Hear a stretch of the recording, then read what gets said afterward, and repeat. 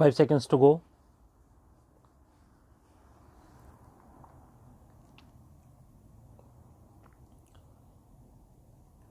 Start.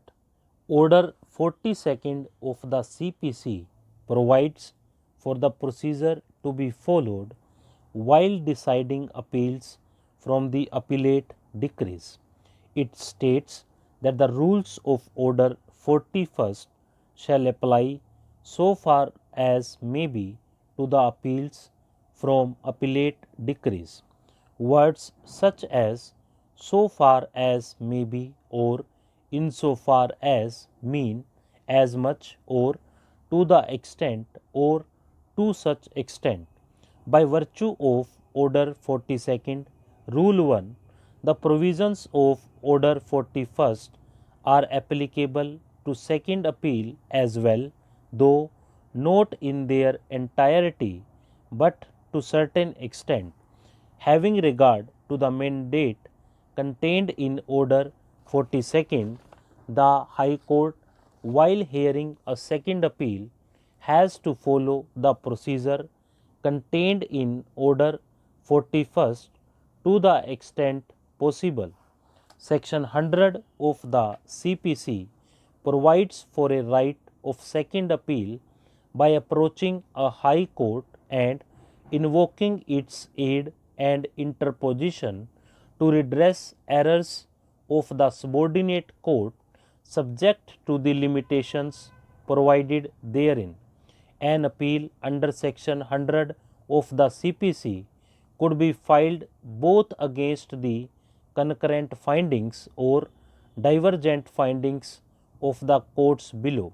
Subsection 1 of Section 100 of the CPC states that a second appeal would be entertained by the High Court only when the High Court is satisfied that the case involves a substantial question of law. Therefore, for entertaining an appeal under Section 100 of the CPC, it is immaterial as to whether it is against concurrent findings or divergent findings of the courts below.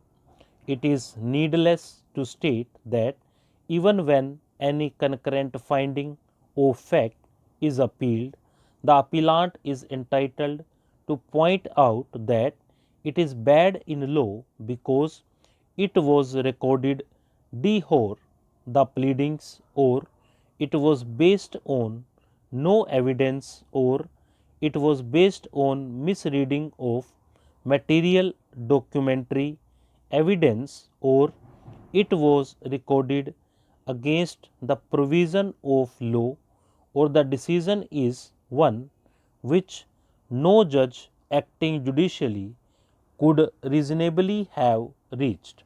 Once the High Court is satisfied after hearing the appeal that the appeal involves a substantial question of law, it has to formulate that question and direct issuance of notice to the respondent.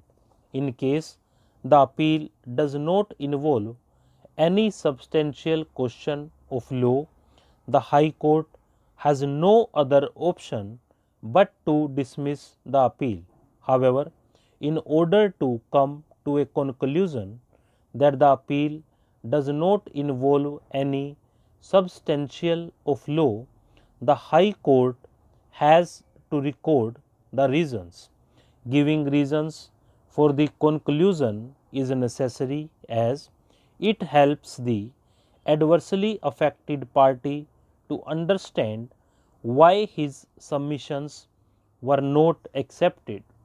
The court must display its conscious application of mind even while dismissing the appeal at the admission stage.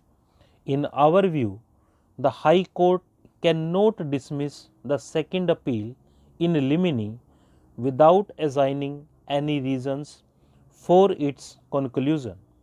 In Surat Singh versus Shri Bhagwan and others, this court has laid down that for dismissal of a second appeal without being admitted, the High Court is required to assign reasons.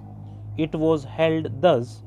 The scheme of Section 100 is that once the High Court is satisfied that the appeal involves a substantial question of law, such question shall have to be framed under subsection 4 of Section 100.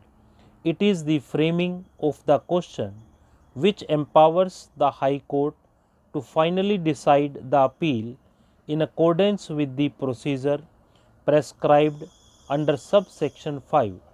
Both the requirements prescribed in subsections 4 and 5 are therefore mandatory and have to be followed in the manner prescribed therein.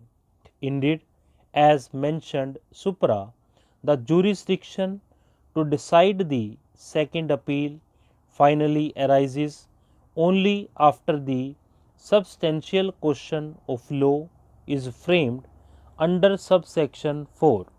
There may be a case, and indeed there are cases, where even after framing a substantial question of law, the same can be answered against the appellant. It is, however, done only after hearing the respondents under subsection 5. If, however, the High Court is satisfied after hearing the appellant at the time of admission that the appeal does not involve any substantial question of law, then such appeal is liable to be dismissed in limine without any notice to the respondents after recording a finding in the dismissal order that the appeal does not involve any substantial question of law within the meaning of subsection 4. It is needless to say that for passing such order in limine, the High Court is required to assign the reasons in support of its conclusion. In the instant case, since the High Court has not assigned any reasons for the dismissal of the appeal, the order needs to be set aside. Therefore, the appeal succeeds and is accordingly allowed. The order of the High Court dated 31st July 2019 is set aside, and the matter is remitted back to the High Court for fresh disposal in accordance with law and in the light of the observations made above. There shall be no order as to cause. Stop.